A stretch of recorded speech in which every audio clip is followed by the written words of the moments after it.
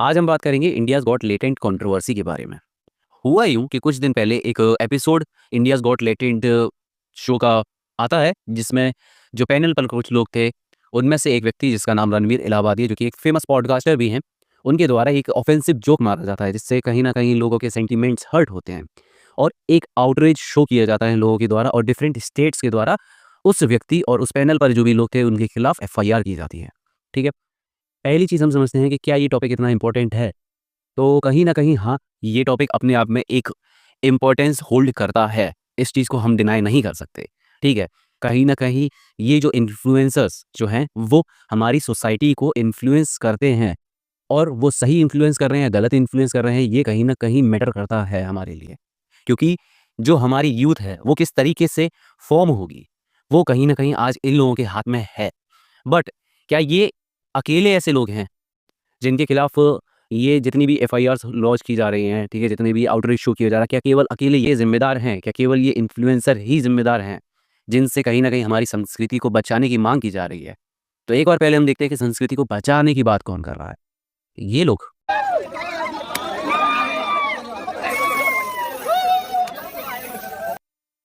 या फिर ये लोग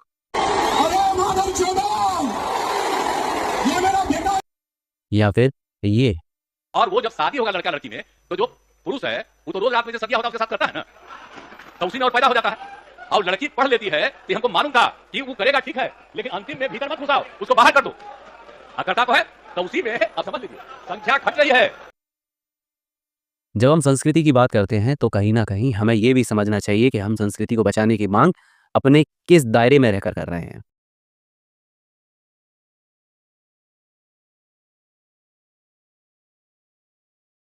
तो चलिए छोड़ते हैं कि कौन लोग संस्कृति को बचाने की बात कर रहे हैं, बट कहीं न कहीं एक टॉपिक ये भी आता है कि किससे संस्कृति बचाने की बात कर रहे हैं? इन लोगों से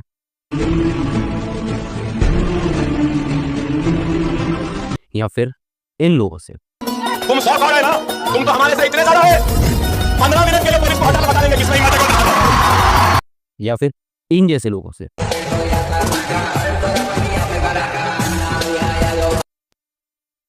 चलिए ये भी छोड़ते हैं कि हम किन लोगों से संस्कृति बचाने की बात कर रहे हैं, और अगर ये हमारी संस्कृति नहीं है, तो क्या ये हमारी संस्कृति है? दैया कल पनीर का साग बनाओ, इतना स्वाद को बनो बेजा करके हमारा लगा तो कोई चीज स्वाद की बन जाती छिटके खाते हो आप पेट में दर्द है कल गट्टी लसे देखा पड़ा कल गट्टी सारी पुरानी साड़ी बिगाड़ डाली। क्या ये हमारी संस्कृति है? क्या में फांसी दी जाएगी? 3 लड़के हैं, गलती हो जाती है तो 3 को भी फांसी दे दी बम्बई में। चलिए इसे भी छोड़ते हैं। एक बार हम ये समझते हैं कि क्या ये ही अकेला एक ऐसा इंपॉर्टेंट टॉपिक है जिस पर इतना आउटरीच शो करने की ज़रूरत थी? क्या इसके अलावा भी टॉपिक्स नहीं हैं जिन पर हमें बात करनी चाहिए? क्या सरकारों को इतना रैपिडली एक्शन वहाँ भी लेना चाहिए? ठीक है, तो चलिए उन थोड़े मुद्दों के बारे में भी बात करते हैं कि सरकारों को इन मुद्दों के बारे में भी बात करनी चाहिए। क्यों इंडिया की रैंक 93 से 96 पर पहुँच चुकी है करप्शन परसेप्शन इंडेक्स में? और क्यों मणिपुर में 1 साल 9 महीने 1 हफ्ता और 5 दिन लगे, तब जाकर कहीं वहाँ पर प्रेसिडेंट रूल लाया गया? और प्रेसिडेंट रूल तब लगाया गया जब वहाँ के जो सीएम थे उसने रिज़ाइन कर दिया और उसे ये शक था कि जो अपोजिशन पार्टी है वो नॉन कॉन्फिडेंस मोशन लाने वाली है। क्या वहाँ पर जो 221 लोगों की जान गई, ठीक है, और 60,000 लोग जो अपने घर से उन्हें बेघर कर दिया गया, क्या वो एक इम्पॉर्टेंट टॉपिक नहीं था जिस पर लोगों को अपना आउटरीच शो करना चाहिए था? क्या ये चीज़ें इम्पोर्टेंस होल्ड नहीं करती हैं? जो लोग आज अपनी संस्कृति बचाने की बात कर रहे हैं, वो लोग तब कहाँ थे जब मणिपुर में 2 लड़कियों को सड़क पर निर्वस्त्र करके उनकी परेड कराई गई? क्या हमारी संस्कृति ये शो करना है? तब क्यों इन लोगों ने वहाँ पे आउटरीच शो नहीं किया? क्यों मीडिया हाउसेस जो आज इतने डिबेट्स कर रहे हैं, तब उन्होंने कोई डिबेट नहीं की? और क्यों इलाहाबाद हाई कोर्ट के जज शेखर यादव के माइनॉरिटीज मुस्लिम से रिलेटेड जो रिमार्क्स थे, उसके बावजूद आज 90 दिन होने के बाद भी वो अपनी पोजीशन को होल्ड कर रहे हैं और ऑफिस में एज अ जज सर्व कर रहे हैं? क्यों उनके खिलाफ कोई एक्शन नहीं लिया गया? इवन जब सुप्रीम कोर्ट ने शेखर यादव से पब्लिक अपॉलॉजी की डिमांड की, उसके बावजूद अभी तक ना तो कोई पब्लिक अपॉलॉजी दी गई है और ना ही उनके खिलाफ कोई एक्शन लिया गया है। तो क्यों वहाँ पर जो सरकारें हैं वो अपना आउटरीच शो नहीं करती और रैपिड एक्शन वहाँ क्यों नहीं लिया जाता? और जो लोग आज अपना आउटरीच शो कर रहे हैं, जो इतना अपना एग्रेशन शो कर रहे हैं, वो लोग क्यों तब कोई क्वेश्चन नहीं पुट करते जब एक इन्फ्लुएंसर ओपनली सोशल मीडिया पर हिंदू लोगों के बारे में अभद्र बातें बोलता है, क्योंकि सिर्फ और सिर्फ एक पार्टी एक एरिया में हार जाती है? क्यों उस व्यक्ति के खिलाफ कोई एक्शन नहीं लिया जाता? लुक, उस शो में जो भी बोला गया वो कंप्लीटली गलत था और कहीं ना कहीं लोगों का गुस्सा भी एक हद तक ठीक है, बट कलेक्टिव रिस्पॉन्सिबिलिटी बनती है लोगों की जब ऐसे टॉपिक पर आउटरीच शो किया जाता है। कहीं ना कहीं जब हम संस्कृति को सुधारने की बात करते हैं, हमें ये भी समझना पड़ेगा कि हमारी भी जिम्मेदारी बनती है और कहीं ना कहीं केवल गालियों से मुक्त हो जाने से हमारा देश विकसित नहीं हो जाएगा, संस्कृति नहीं बच जाएगी।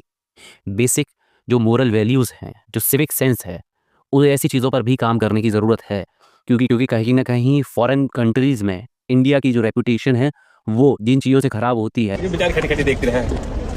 आजा आजा बैठा। और हमारी संस्कृति जहाँ बाहर जिसके खिलाफ अभद्र भाषा यूज़ की जाती है, डिलीट इंडिया जैसे ट्रेंड्स चलाए जाते हैं, वो ऐसी कॉमेडी या ऐसी गालियों की वजह से नहीं, कहीं ना कहीं lack of basic civic sense की वजह से। आप इन वीडियोस को देखिए। भाई मैं जा रहा था थाईलैंड और मैंने अपनी फ्लाइट में कुछ ऐसी चीजें देखी जो मुझे बोलना पड़ा। मतलब हम इंडियंस को अपनी बेइज्जती कराने में मजा आता है भाई। फ्लाइट में लोग खड़े होकर ट्रैवल कर रहे हैं, मैं लिटरली इसको ट्रेन बना दिया। ट्रेन है सरकारी बस में जो खड़े होकर ट्रैवल कर रहे हैं और ऐसा भी नहीं है कि फ्लाइट लैंड हो गई है टेक ऑफ करने वाली। भाई ये हवा में है, लिटरली हवा में है। तुम लोग देख नहीं पा रहे होगे बट ये हवा में है। केबिन क्रू बेंच बोल थक गया कि भैया बैठ जाओ ना, ये हो जाएगा। यहाँ खड़े लोग खाना खा रहे बताओ बे भाई। अब This is a neighborhood I grew up in. It used to be a beautiful neighborhood. Used to be a real good place to live. There's a rat right there. This is what we have. This diversity. Just disgusting.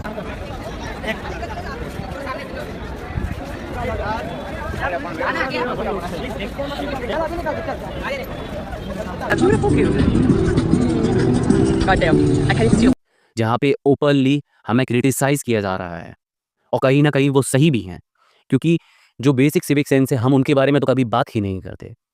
और जब बात आती है संस्कृति अपने देश की image की, तो कहीं ना कहीं मोरल रिस्पॉन्सिबिलिटी और सिविक सेंस जैसे टॉपिक्स पर हम सबको कलेक्टिवली रिस्पॉन्सिबिलिटी उठानी ही पड़ेगी। जय हिंद, जय भारत और मिलते हैं अगली वीडियो में। तब तक के लिए धन्यवाद।